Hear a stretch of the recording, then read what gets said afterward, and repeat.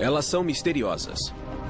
Alguns as consideram estranhas, outros as reverenciam, poucos as compreendem. Por causa de suas crenças, milhares foram mortas e torturadas. Elas são as bruxas. Muitas vezes eram queimadas em grupos. Desde a antiguidade, as bruxas são vistas como seres do mal. Vou pegar você, querida. Hollywood usou a imagem das bruxas como um modo de contar histórias fantásticas. Mas as bruxas de hoje dizem que essas histórias não são verdadeiras. Pensam que sacrificamos gatos no quintal e que rezamos para o diabo. Os rituais misteriosos provocaram debates políticos. Bruxaria não é uma religião. Mas as bruxas dizem que sua religião está florescendo. A bruxaria é um ótimo estilo de vida. É um caminho espiritual maravilhoso. Elas podem ser encontradas em culturas por todo o mundo. São médicas, professoras e soldados. Mas a bruxa moderna raramente é aceita. Um homem passou na frente da casa, saiu de seu carro e ficou gritando que vamos morrer e iremos para o inferno. Silver Ravenwolf, de Harrisburg, Pensilvânia, é dona de casa, escritora e líder do clã da Floresta Negra, um coven, ou grupo de bruxas. O coven de Silver tem 800 membros em todo o país. Silver diz que a bruxaria está em sua família há séculos. Eu me orgulho muito da bruxaria. Ela deve ser respeitada, pois era praticada por meus antepassados. Água, terra, espírito, eu sou. A bruxaria atual é um caminho espiritual com rituais ligados aos ciclos da vida e das estações. A magia é feita para trazer bem-estar. Essa prática tem profundas raízes históricas. E apesar da imagem negativa, mulheres e homens como Christoph Penczak orgulham-se de ser bruxos. Sou um bruxo, pratico bruxaria e uso essas palavras. A palavra bruxa está ligada à palavra Wicca. A maioria dos bruxos entende a palavra Wicca como moldar, formar ou mudar. Wicca também é o nome da religião moderna que se baseia nas tradições da bruxaria. Mas nem todas as bruxas praticam a Wicca. Essa é uma ideia equivocada. O maior equívoco é que adoramos Satã, o mal. Nem sabemos quem ele é e não temos uma divindade do mal. O caminho da bruxaria data de mais de 2000 anos. O caminho da bruxaria. Na época céltica, na Europa, as bruxas celebravam a terra e rezavam para as forças da natureza. Elas eram curadoras hábeis que usavam ervas e poções. Elas tinham um toque de cura, no sentido em que hoje entendemos essa expressão. Essas curadoras hábeis eram temidas e reverenciadas. Existe um paradoxo interessante em relação à cura. O poder de curar é também o poder de prejudicar as pessoas. No início do cristianismo e na Idade Média, a bruxaria continuou popular. E na Europa, as bruxas conviviam em paz com os cristãos. Se seu filho estivesse doente e alguém dissesse que o curaria espiritualmente, você não faria muitas perguntas. A igreja não perseguia ativamente as pessoas que faziam isso, mas recomendava aos cristãos que se mantivessem afastados da bruxaria. Então, o efeito sobre as bruxas eram mínimos.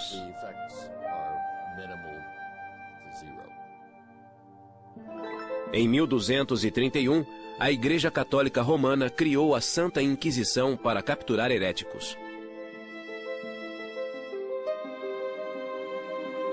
No século XIII, as autoridades cristãs reprovaram a bruxaria, pois acreditavam que as bruxas adoravam o demônio.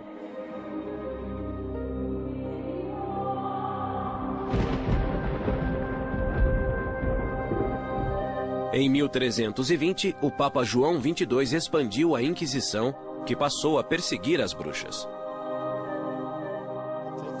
É um grande salto passar da crença que os heréticos ligavam-se ao demônio para a afirmação de que a magia sobrenatural estava associada ao diabo e era tão perigosa quanto a heresia. Durante o século XIV, os caçadores de bruxas perseguiam as adoradoras do diabo. Milhares de pessoas, na maioria mulheres, foram enforcadas ou queimadas. Em 1486, 2 monges dominicanos publicaram o Malleus Maleficarum, o Martelo das Bruxas. O Malleus Maleficarum é o primeiro livro sobre bruxaria que visa especificamente as mulheres. Uma dessas mulheres chamava-se Walpurga Hausmann, que morava em Dillingen, na Alemanha, em 1587. Walpurga era parteira há 19 anos, mas quando houve uma série de mortes de bebês, suspeitou-se que fosse bruxa. O que provocava suspeitas contra uma parteira era um parto aparentemente normal que não acabava bem, e o bebê morria sem um motivo claro. Se o bebê nascia deformado e morria, havia uma explicação racional. Walpurga foi presa e, sob tortura, ela confessou ter matado 43 bebês e sugado seu sangue, como uma vampira. A tortura só parou quando ela confessou aquilo de que era acusada. Walpurga foi condenada à morte e foi queimada viva. Em 1604, na Inglaterra, a lei da bruxaria tornou a prática um crime capital. Ironicamente, na mesma época, as bruxas apareciam no palco do Teatro Globe, em Londres. Duplo e pesado, fardo e infortúnios, arde o fogo e o caldeirão borbulha. Na famosa tragédia Macbeth, Shakespeare incluiu 3 bruxas que profetizavam.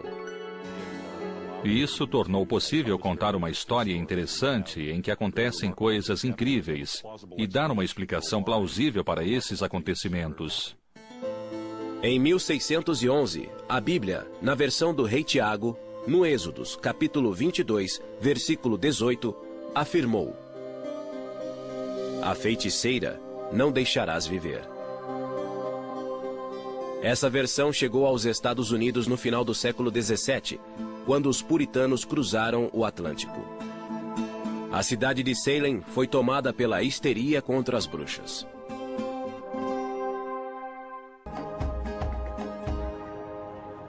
Hoje, Salem atrai milhares de visitantes na época do Halloween para o festival Acontecimentos Assombrados. Mas 300 anos atrás, as bruxas não eram celebradas. Pânico puritano. Além dos peregrinos, os puritanos vieram para a América em 1620, desiludidos com a Igreja da Inglaterra.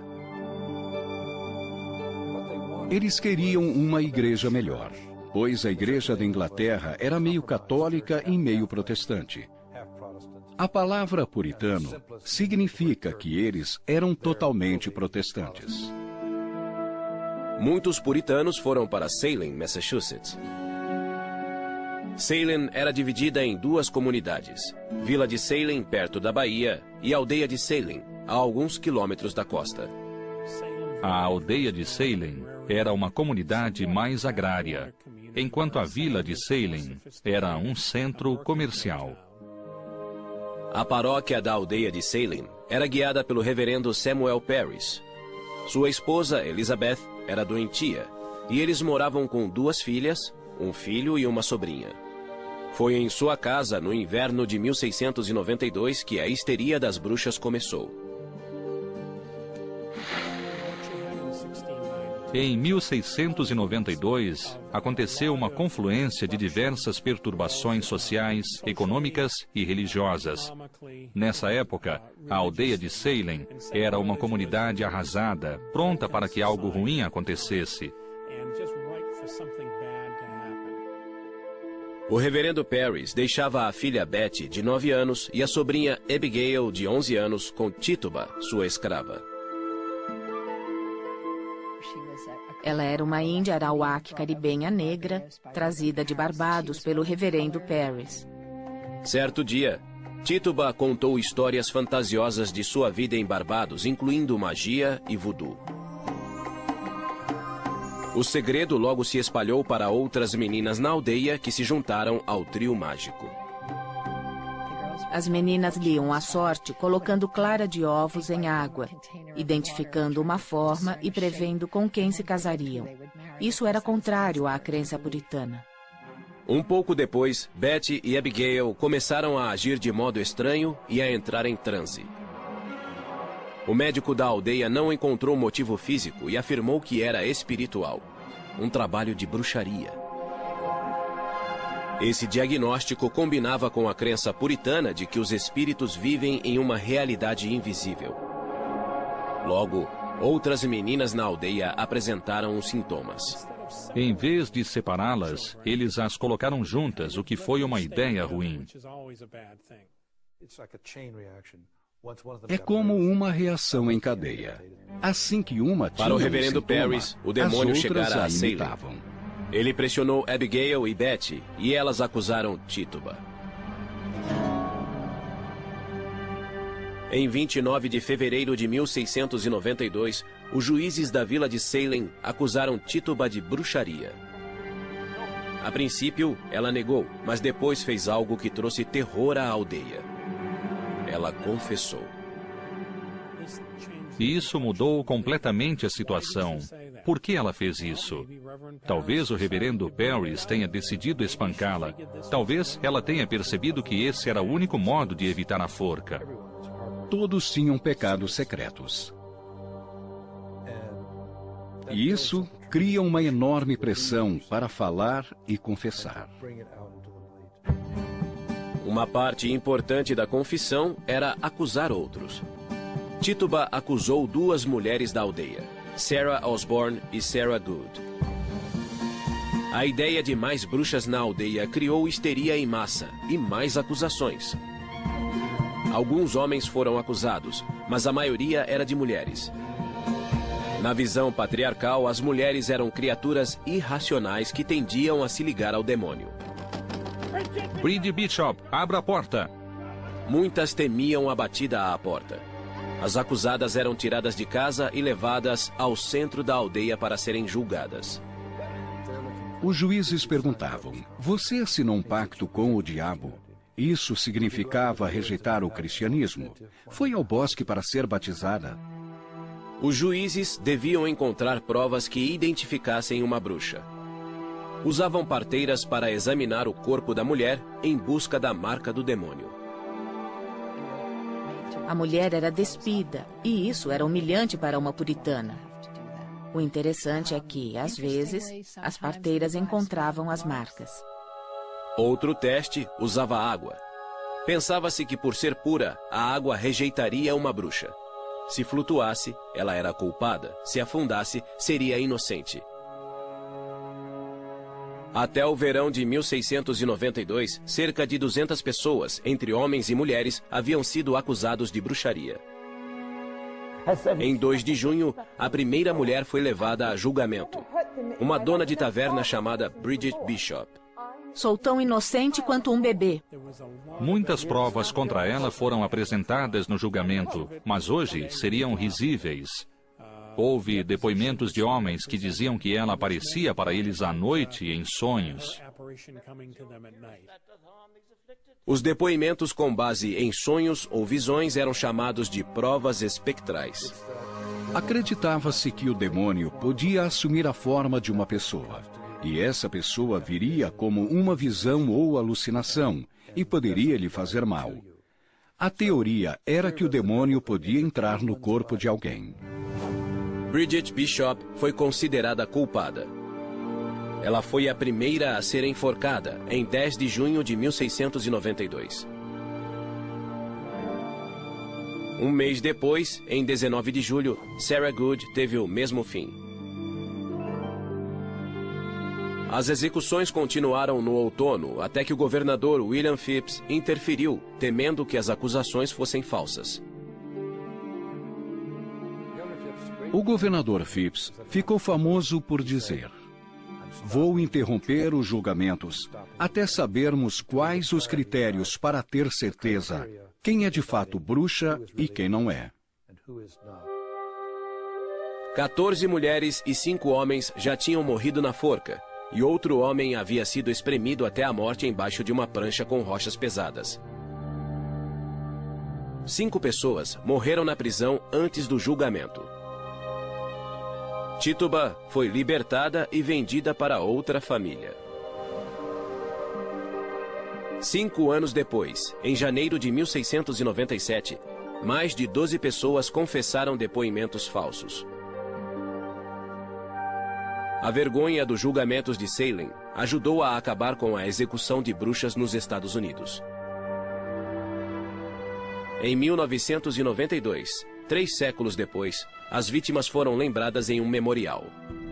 A imagem da bruxa mudou, mas as percepções negativas persistiram e ganharam força. No final do século XVII, a caça às bruxas acabara na América e declinava na Europa.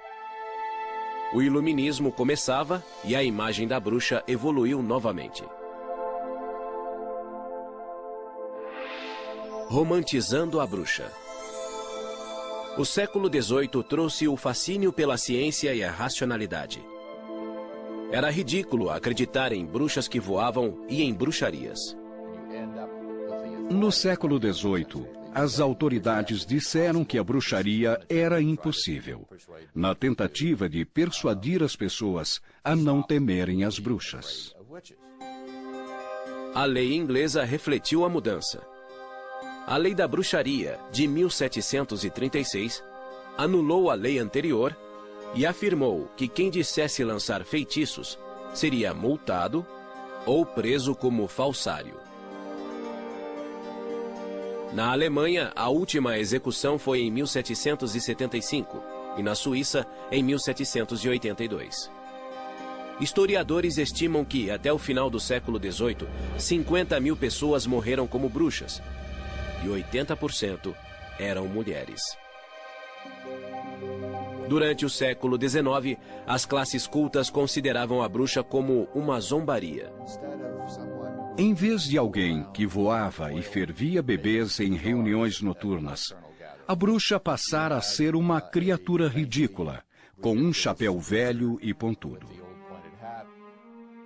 A literatura infantil ajudou a transformar a bruxa em uma mulher tola e doente. Mas mesmo assim, as bruxas continuaram a assustar, especialmente no Halloween. O Halloween veio do antigo festival cético Samhain, que celebrava a colheita e honrava os mortos. O folclore transformou essa celebração em um festival assustador, no qual as bruxas ficavam à solta. A bruxa má, com o rosto verde, continuou a ser popular e voou até o século XX. Hollywood usou essa imagem para retratar a bruxa do oeste em O Mágico de Oz. O rosto verde, a roupa preta e o riso ameaçador combinaram-se para criar a imagem do mal. Vou pegar você, querida, e seu cãozinho também. Margaret Hamilton é o arquétipo da bruxa e sempre será. Todas as bruxas que vieram depois de Margaret Hamilton basearam-se nessa imagem, com o chapéu pontudo, o nariz comprido e a voz que todos conhecem, mas que não consigo imitar. Tudo isso é negativo. Nos dá uma imagem ruim e deprecia nosso valor. Bruxas modernas como Laurie Cabot sentem-se ofendidas com esses estereótipos populares. Laurie mora em Salem, Massachusetts, e veste as roupas tradicionais negras em público. É assim que ela honra as deidades respeitadas pelas bruxas, masculino e feminino, o deus e a deusa. Fiz um voto à deusa de usar as roupas negras e o pentagrama para sempre, em sua honra. Para Laurie, Ser uma bruxa é uma jornada espiritual guiada por uma antiga tradição. A bruxaria é um bom modo de vida e um caminho espiritual, um caminho científico, que é igual ou superior a todas as outras religiões. Laurie Cabot é conhecida como a bruxa oficial de Salem, Massachusetts.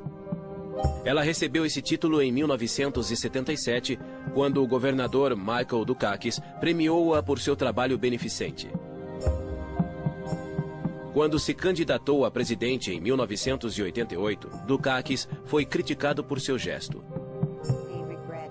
Ele se arrependeu muito de ter usado a palavra bruxa. Talvez tenhamos prestado um serviço ao país. Laurie Cabot nasceu em 1933 em Wewoka, Oklahoma. Ela diz ter dons de vidência desde criança. Eu conseguia prever o futuro. E meu pai dizia, deve haver uma ciência por trás disso. Então, começamos a pesquisar em bibliotecas. Quando Laurie tinha 11 anos, a família mudou-se para Boston, onde ela e a mãe conheceram uma bibliotecária chamada Felicity. A bibliotecária percebeu algo familiar em Laurie e revelou um segredo pessoal. Ela murmurou, sou uma bruxa de Kent, Inglaterra, e acho que sua filha é uma bruxa. Minha mãe só fez, pois não sabia o que pensar. Felicity ofereceu-se para ensinar Laurie. A mãe de Laurie aceitou e foi com a filha até a casa de Felicity. Aos 16 anos, Laurie terminou seu treinamento, mas ainda manteve sua identidade de bruxa em segredo.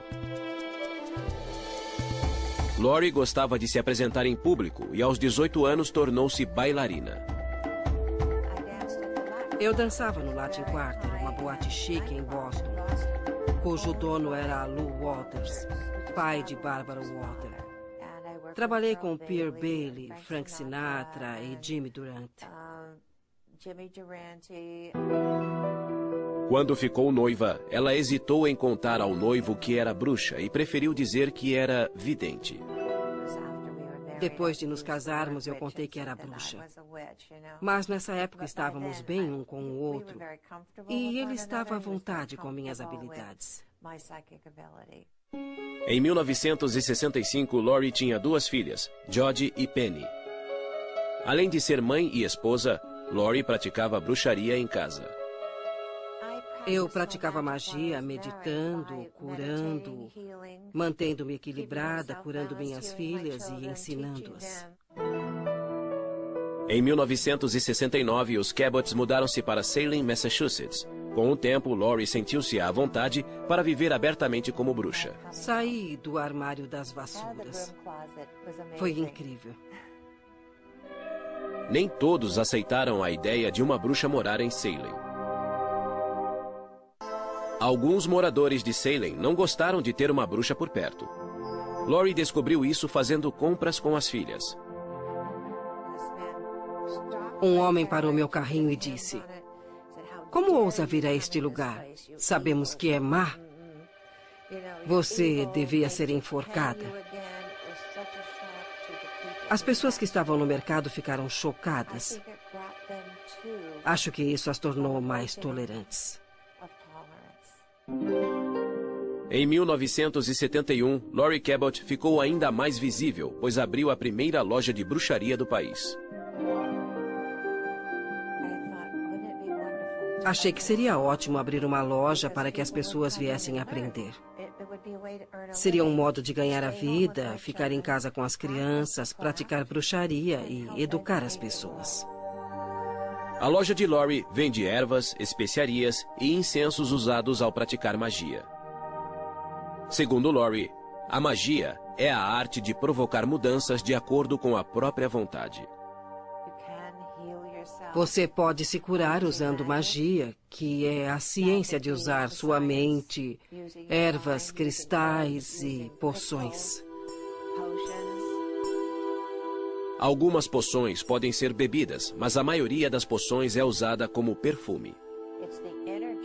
A energia dos olhos ativa o cérebro para reforçar o sistema imunológico. Essas poções funcionam há séculos. Laurie ensina a ciência da magia que exige conhecimento de ervas e de padrões cósmicos. Christopher Penczak estuda com Laurie desde 1993. Laurie Cabot foi essencial ao me mostrar o poder e o amor pessoal. Por meio das experiências de cura psíquica dela, eu pude sair das aulas sentindo-me conectado ao universo e capaz. Evoco a grande deusa que habita no céu acima de nós. Laurie também ensinou Christopher a fazer encantamentos.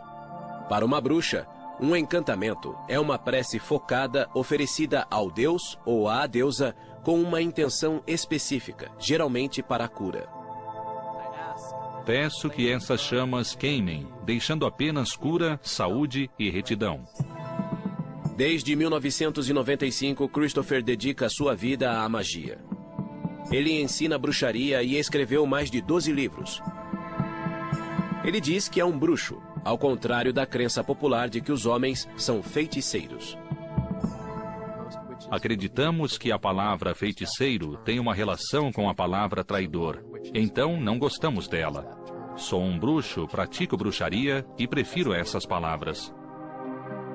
Christopher e Laurie acreditam que existe magia em todas as pessoas. Todos têm dons mágicos, todos têm talentos, mas é preciso tempo e treinamento para levar uma vida mágica. A vida mágica inclui a celebração de 8 festivais sazonais, chamados de sabás, que representam nascimento, morte e renascimento na natureza. Imbolc é celebrado em 2 de fevereiro e representa o fim do inverno e a chegada da primavera no hemisfério norte. No final do inverno, há uma sensação de congelamento no ar, mas o sol retorna à Terra. E é isso que evocamos. Estamos aqui para curar a Terra, para curar a nós mesmos, para trazer equilíbrio e bondade em lugar do mal e das feridas do mundo. Faço este círculo para criar um espaço sagrado para nós nesta noite. Que assim seja. O círculo se fechou. Que assim seja. Estamos celebrando Imbolc, que é ligado à deusa Bridge.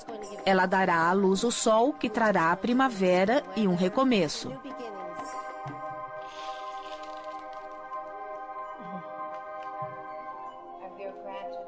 Recebemos os dons do fogo, espírito, amor e cura.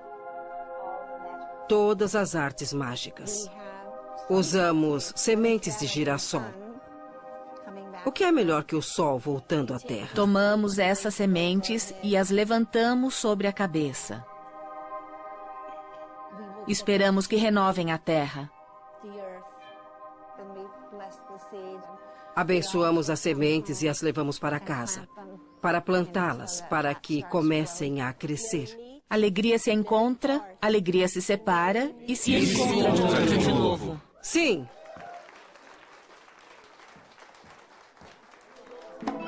Ao celebrar Imbolc e a primavera, Laurie e os bruxos têm a sensação de renascimento e equilíbrio. Receberam a energia dos 4 elementos e do espírito e vão levá-la para a vida diária em tudo que pensam e fazem. Mas nem todas as bruxas são tão abertas em público. Algumas ocultam sua identidade por causa de ameaças. As bruxas realizam rituais de cura há mais de 2000 anos e muitas continuam nessa tradição. Nos reinos poderosos. Às vezes elas se reúnem em círculos para rezar por cura e honrar os ancestrais. Segredos de uma bruxa. Silver Ravenwolf afirma descender de bruxas. Ela mora na Pensilvânia e escreveu vários livros de bruxaria, mas usa um pseudônimo. Assumi um pseudônimo porque moro em uma cidade pequena e sabia que haveria discriminação contra minha família. E assim foi. Seus antepassados foram perseguidos e em 1679 fugiram da Alemanha para a Pensilvânia. E com eles, trouxeram a tradição mágica da cura pela fé. Sem uma bênção. Silver diz que os cantos datam dos anos 1300. Sem uma bênção. Sem uma bênção. Sem uma bênção.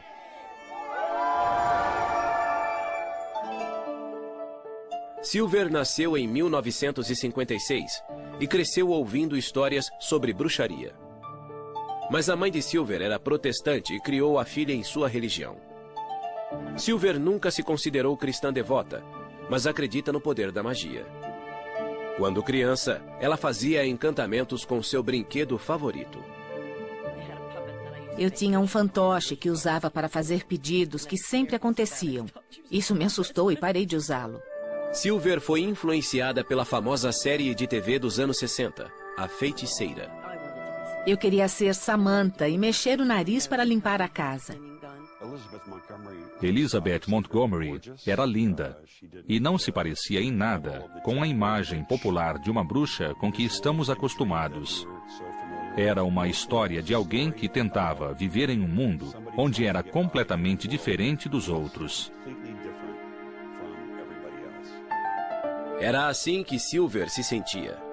Aos 16 anos, ela viajou para a Espanha com sua classe de espanhol no ensino médio. Quando voltou, sua mãe morreu de leucemia. A morte da mãe foi uma tragédia que alterou a vida de Silver. O mundo não fazia sentido. A religião que aprendera não me ajudou. E então encontrei a Wicca. Wicca é uma religião ligada à natureza e aos 4 elementos naturais: terra, ar, fogo e água. Para os wiccanos, o sol simboliza seu deus e a lua simboliza sua deusa. A Wicca baseia-se em ritos pagãos europeus e chegou aos Estados Unidos nos anos 50. Gerald Gardner, um funcionário público inglês, popularizou-a com o livro Bruxaria Hoje. O livro foi publicado em 1954, 3 anos depois da anulação da lei que multava ou prendia quem evocava espíritos ou fazia encantamentos. Gardner pesquisou rituais pagãos que reconheciam um deus da terra e uma deusa-mãe. Era moda nos anos 60, pois era contra a cultura.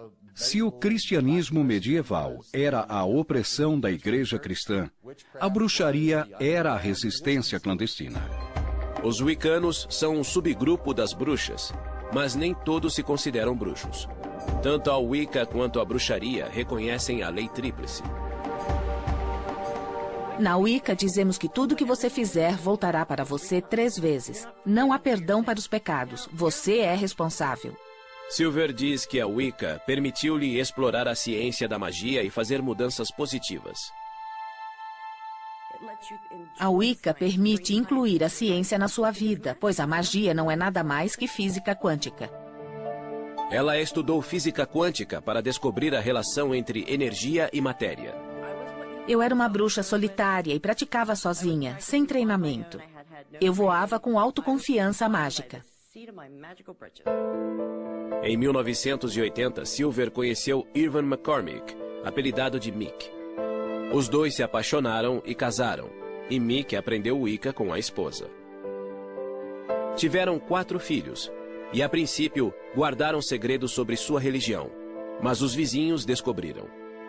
Pensam que sacrificamos gatos no quintal e que rezamos para o diabo. Silver decidiu praticar a religião abertamente para que vissem que não causava danos. Os wiccanos acreditam que a energia que existe em tudo pode ser dirigida pelos cantos e rituais. Terra, espírito, eu sou. Alegria! Eu sou. Fogo, eu sou. Silver dedicou-se totalmente à bruxaria para escrever um livro para iniciantes. Em 1993, Voando em uma Vassoura de Prata foi publicado e teve sucesso. Silver é a líder do clã da Floresta Negra, um coven, ou grupo de bruxas da mesma tradição. Trabalhamos juntos. Há mais poder em um grupo quando se faz magia para uma pessoa. Guardiãos do Norte, elemento terra.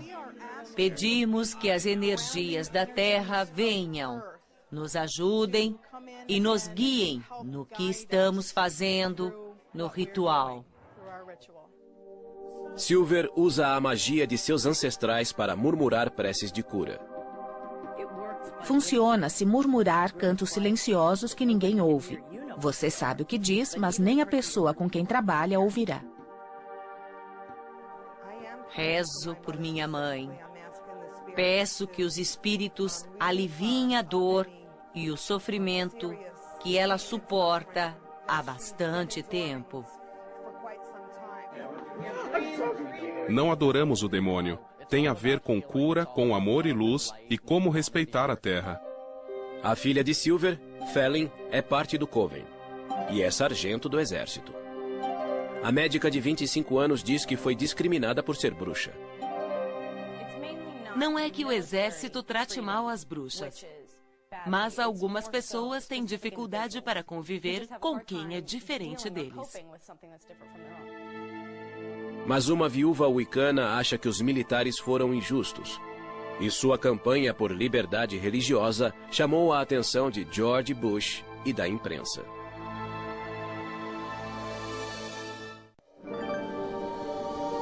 O modo como as bruxas são percebidas e tratadas evoluiu muito.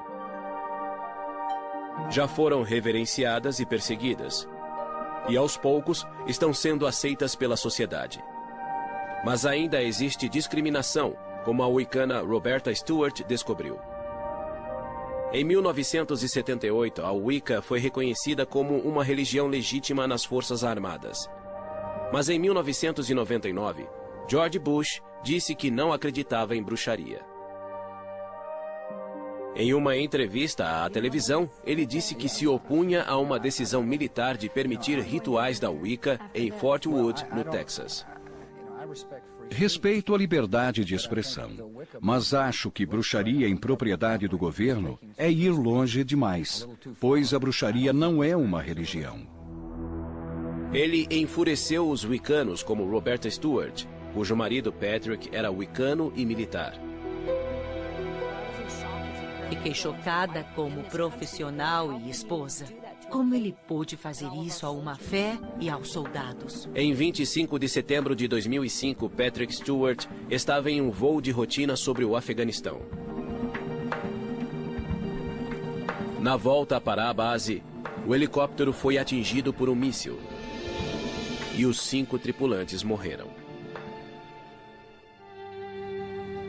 Depois da morte do marido, Roberta foi informada que o Departamento de Veteranos não permitiria que o pentagrama, um símbolo da Wicca, fosse gravado na lápide. Fiquei chocada ao saber que nossa fé não era reconhecida e que eu não poderia gravar o pentagrama. Simplesmente comecei a chorar. Embora os militares reconhecessem a Wicca como uma religião legítima, o Departamento de Veteranos não aceitava que seu símbolo fosse gravado em lápides. Desde 1997, wiccanos discutiam com o Departamento de Veteranos. Eu não ia permitir que desonrassem meu marido e nosso amor. Então me preparei para a luta. Redenção. Em 2005, o Departamento de Veteranos permitia que 38 símbolos fossem gravados nas lápides. Mas havia discriminação, pois o pentagrama da Wicca não era um deles. O secretário do Departamento de Veteranos me disse que não permitiam o pentagrama porque não aceitavam o Wicca como religião. Em 2006, Roberta levou seu caso à Justiça do Estado de Nevada. O memorial de Patrick Stewart está em um cemitério administrado pelo poder público sob a jurisdição do governo de Nevada. Em 19 de novembro de 2006, Roberta pôde gravar o pentagrama na lápide de Patrick, no memorial de veteranos em Fairlane, Nevada. Percebi que não podia parar nisso, pois além de Patrick, havia outros soldados wiccanos ou pagãos. Roberta e o grupo Santuário do Círculo processaram o Departamento de Veteranos. Em 23 de abril de 2007, o departamento concordou em incluir o pentagrama entre os símbolos aceitos. Por fim, Roberta recebeu um telefonema do presidente Bush. Ele se desculpou e fez comentários sinceros, dizendo que nunca negaria a liberdade de religião a um soldado. Isso encerrou o caso para mim. Os wiccanos de todo o país celebraram essa vitória que reafirmou a liberdade de religião para os militares. Aquela lápide, aquele soldado e os outros que morreram por nós deram uma contribuição enorme ao país e à nossa fé. Simplesmente enorme. Desculpe. Sinto um pouco de paz por saber que ele não morreu só pela guerra, mas morreu por uma causa e por nossa fé. Apesar da maior aceitação das bruxas, a cultura popular ainda é ambivalente diante delas. Em 1999, o filme A Bruxa de Blair as retratou como assustadoras. O público não vê uma bruxa nesse filme. Praticamente não se vê nada, além de movimentos de câmera. Mas o que funcionou nesse filme foi o medo do desconhecido. A série de TV Charmed evocava a imagem da mulher forte e independente que também era bruxa. Barry Spelling criou uma história interessante com bruxas boas, mas elas também eram muito atraentes. Muitas bruxas sentem-se incompreendidas e esse é o tema central do musical Wicked. Na verdade, nenhuma das bruxas é má. Uma delas está um pouco perdida, e Elphaba só quer amor e aceitação porque é verde em um mundo em que os outros não são. Embora a bruxa continue a ser verde nos mitos antigos e na cultura moderna, as bruxas reais dizem que não existem bruxas más. Não é preciso fazer o mal para que as coisas aconteçam ou sejam corrigidas. Podemos neutralizar o mal e nos proteger. Por que seríamos más? As bruxas de hoje trabalham para que a palavra bruxa soe positivamente. Ser uma bruxa me dá força e faz com que eu me sinta bem. Isso me traz tanta energia que sinto que posso fazer qualquer coisa. A bruxaria é uma tradição sagrada. Desejo que essa visão seja divulgada e não sejamos mais considerados maus. As pessoas precisam entender que isto é real e sério. E que podemos beneficiar a humanidade, mudar o mundo, curar as pessoas e curar a Terra por meio da magia.